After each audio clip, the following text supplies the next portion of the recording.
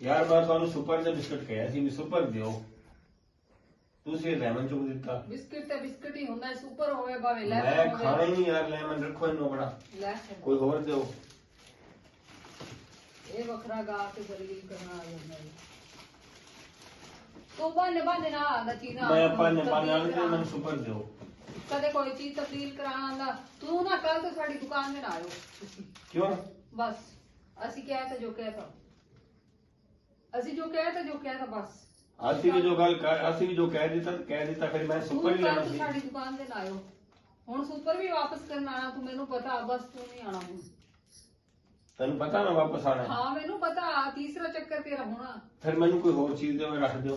ਜਦੋਂ ਤੁਹਾਨੂੰ ਪਤਾ ਹੀ ਆ ਹਾਂ ਹੁਣ ਉਹ ਜਾਣ ਕੇ ਤਾਂ ਕਿ 2 ਮਿੰਟ 5 ਮਿੰਟ ਹੋਰ ਇੱਥੇ ਖੜ ਜਾਵਾਂ ਮੈਂ ਔਰ ਤੇਰੀ ਆਪਣੀ ਦੁਕਾਨ ਆ ਜੋ ਮਰਜ਼ੀ ਚੱਕ ਕੇ ਲੈ ਜਾ ਇੱਥੋਂ ਚੱਲ ਚੱਕ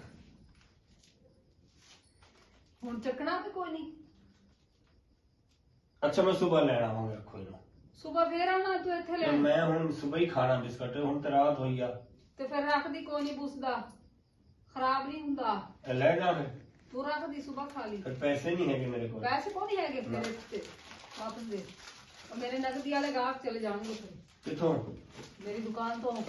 यार तेरी दुकान बड़ी अच्छी है माशाल्लाह यार मैं इंशाल्लाह दुआ कर मैं ਵੱਡੀ ਬਣਾਣੀ ਹੈ ਵੱਡੀ ਦੁਕਾਨ ਬਣਾਣੀ ਹੈ ਦਿੱਤੀ ਆ ਮੈਂ ਦੁਕਾਨ ਦੀ ਇਹ ਵੈਸੇ ਮਸ਼ਹੂਰੀ ਦਿੱਤੀ ਆ ਤੇਰੀ अच्छा ਦੁਆ ਚਾਹੀਦੀ ਹੈ ਦੁਕਾਨ में बहुत ਵੱਡੀ और बाहर ਜਿਹੜੀ ਦੁਕਾਨ ਬਣਨ ਲੱਗੀ ਫਿਰ ਸਮਾਨ ਉਸੇ ਸ਼ਿਫਟ ਹਾਂ, ਕਰਨ ਉਹਦੇ ਲੱਗੇ ਵਿੱਚ ਹੀ ਕਰਨਾ ਸਾਰਾ ਸਮਾਨ ਸ਼ਿਫਟ ਕਿਉਂਕਿ ਇੱਥੇ ਤਾਂ ਜਗ੍ਹਾ ਕੋਈ ਨਹੀਂ ਨਾ ਹਾਂ ਸਹੀ ਗੱਲ ਆ ਹੋਰ ਕੀ ਲੈਣਾ ਹੁਣ ਤੂੰ ਨਹੀਂ ਬਸ ਮੈਂ ਚੱਲਦਾ ਫਿਰ ਸਵੇਰ ਹੀ ਆਵਾਂਗਾ ਇਹ ਤਾਂ ਘਰ ਆ ਮੇਰਾ ਤੂੰ ਇੱਥੇ ਆ ਕੇ ਮੇਰਾ ਸਿੱਖਾਂਦਾ ਫਰੰਟ ਤੇ ਵੀ ਤੂੰ ਮੇਰਾ ਤੇ ਦੁਕਾਨ ਤੇ ਰਿਸ਼ਤੇਦਾਰਾਂ ਦੇ ਆ ਘਰ ਕੇ ਰਿਸ਼ਤੇਦਾਰ ਹੀ ਆਉਂਦੇ ਆ ਉਹ ਤਾਂ ਗੱਲ ਤੇਰੀ ਸਹੀ ਆ ਹਾਂ ਚਲੋ ਰਿਸ਼ਤੇ ਠੀਕ ਆ ਫਿਰ ਕਿੱਥੇ ਠੀਕ ਆ ਹੋਰ ਕੀ ਲੈਣਾ ਕੁਛ ਤੂੰ ਮੈਂ ਆ ਰਿਹਾ ਇੱਕ ਮਿੰਟ ਠਹਿਰਨਾ ਤੁਸੀਂ ਵੀਰੇ ਬਿੱਲੀ ਆਈ ਸੀ ਤੇ ਇਹ ਵੀ ਹੈਗੀ ਆ ਮੇਰੇ ਕੋਲ ਕੀ ਚੀਜ਼ ਇਹ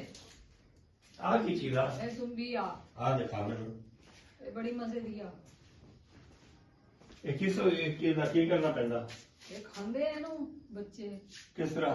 ਇਹਨੂੰ ਛਿਲ ਕੇ ਐਵੇਂ ਕਰਕੇ ਐਂ ਕਰਕੇ ਹੈਂ ਹਾਂ ਐਵੇਂ ਨਹੀਂ ਹਾਂ ਉਹ ਬੱਚਿਆਂ ਵਾਸਤੇ ਆ ਇਹ ਤਾਂ ਛਾਪਰ ਆ ਫਿਰ ਉਹ ਵਿੱਚ ਦੀ ਜ਼ੁੰਬੀ ਆ ਉਹਨੂੰ ਵੀ ਕੀ ਹੁੰਦੀ ਆ ਖਾਣ ਦੀ ਹੁੰਦੀ ਆ ਹਾਂ ਹੋਰ ਕੀ ਤੁਸੀਂ ਕਰਨਾ? ਮਰੰਡੇ ਨਿੱਦਰ ਕਰਕੇ ਰੱਖੋ